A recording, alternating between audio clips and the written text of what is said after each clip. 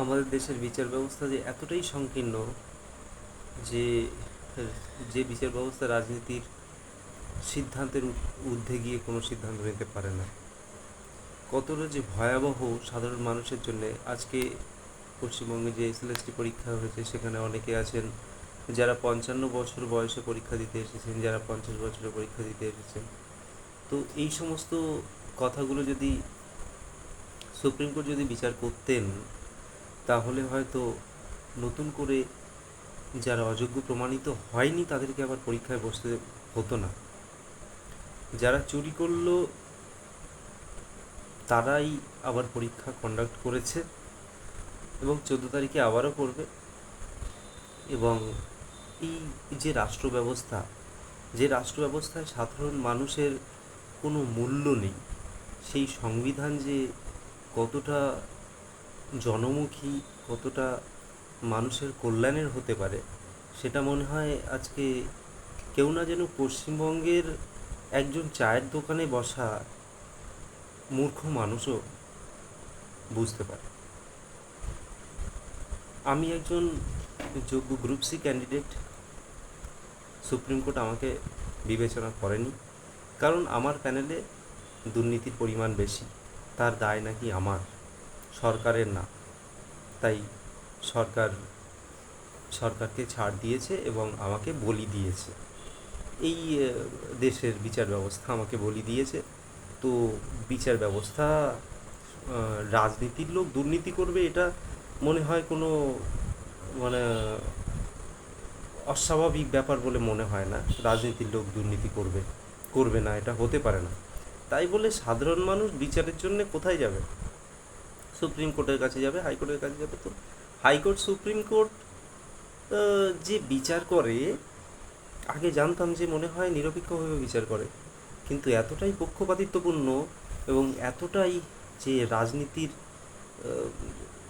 Decision মেনে চলে এরা, যে তার প্রমাণ এরা দেখিয়ে দিল।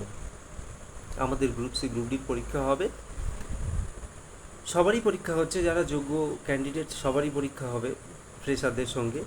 তো যোগ্য গ্রুপ সিদের দেওয়া হয়েছে মাত্র 5 মার্কস। সুপ্রিম কোর্টের বিচারপতি এসব দেখতে পান না। সুপ্রিম কোর্টের যে বিচারপতির মুখ, চোখেও মনে হয়, কানেও, চোখে, সব জায়গায় মনে হয় বন্ধ করা আছে। উনি মনে হয় হচ্ছে হ্যান্ডিক্যাপ বললে অসুবিধা হবে, মনে হয় বিকলাঙ্গ মনে হয়। না হলে উনি হয়তো এইসব নজরে রাখতেন। যে গ্রুপ সিদের দেওয়া হয়েছে 5 মার্কস, 5%, গ্রুপ ডিদের 10%, আর যোগ্য অবশ্যই, আর টিচার যারা আছেন তাদেরও এক্সপিরিয়েন্সের মার্ক 10%। গ্রুপ সিরা কী এমন করলো যেখানে কম করে 40 লক্ষ পরীক্ষার্থী পরীক্ষা দেবে, সেখানে না ঠিকঠাক ভ্যাকান্সি আছে মাত্র 2800+ ভ্যাকান্সি আছে, 2900 নয়।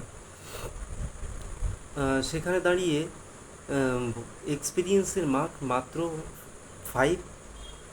এবং এই 5 মার্ক নিয়ে আমরা কী করে লড়াই করব?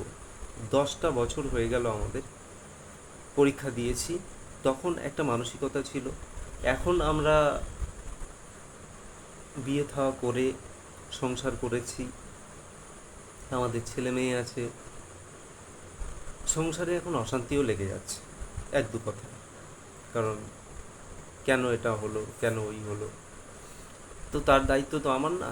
সে যারা করে, যারা ঝগড়া অশান্তি করে, তারা হয়তো একটু কম বোঝে, তার জন্যেই। যাই হোক, ব্যাপারটা হচ্ছে আমাদের এই দুর্দশার যে কারণ, সেটা রাজনীতি এখন আর আমি বলতে পারছি না।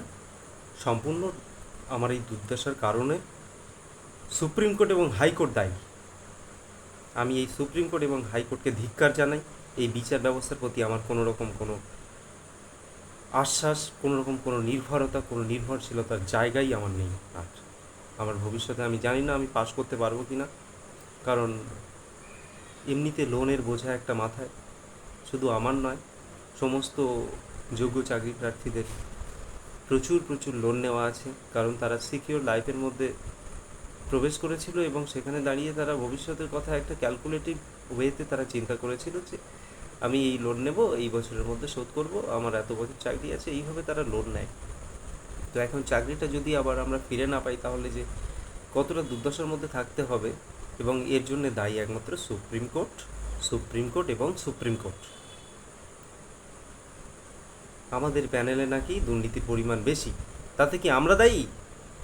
আমরা কি বলেছিলাম যে আমাদের প্যানেলে বেশি করে চাকরি দাও পয়সা নিয়ে? তার জন্য কে দায়ী? সরকার দায়ী। তুমি সরকারকে হচ্ছে ছেড়ে দিয়ে সাধারণ মানুষ যারা যোগ্যভাবে চাকরি পেল তাদেরকে বলি দিচ্ছ, তুমি তাদেরকে পরীক্ষায় বসতে বলছো। আবার এই বিচার ব্যবস্থা নিয়ে এত বড় একটা দেশ চলে? ধার করে নিয়ে সংবিধান লিখে তার এইভাবে কার্যকর করা হচ্ছে? এটা কোনো বিচার ব্যবস্থা হলো? আমার আর কখনোই এই বিচার ব্যবস্থার প্রতি কোনো নির্ভরশীলতা নেই। আমার কী দোষ ছিল? কষ্ট করে পরীক্ষা দিয়ে চাকরি পেয়েছিলাম। আমার ব্যাকগ্রাউন্ডটা দেখবেন, সমস্ত যোগ্য প্রার্থীদের ব্যাকগ্রাউন্ড দেখবেন, তাদের কি অবস্থা। এখানে যথেষ্ট কোয়ালিফাইড পার্সন আছে, কোয়ালিফাইড ক্যান্ডিডেট আছে, যারা পয়সার জন্য হয়তো বিএড করতে পারেনি বা অন্য হায়ার স্টাডিজ করতে পারেনি, তারা কষ্ট করে পরীক্ষা দিয়ে এই চাকরি পেয়েছিল,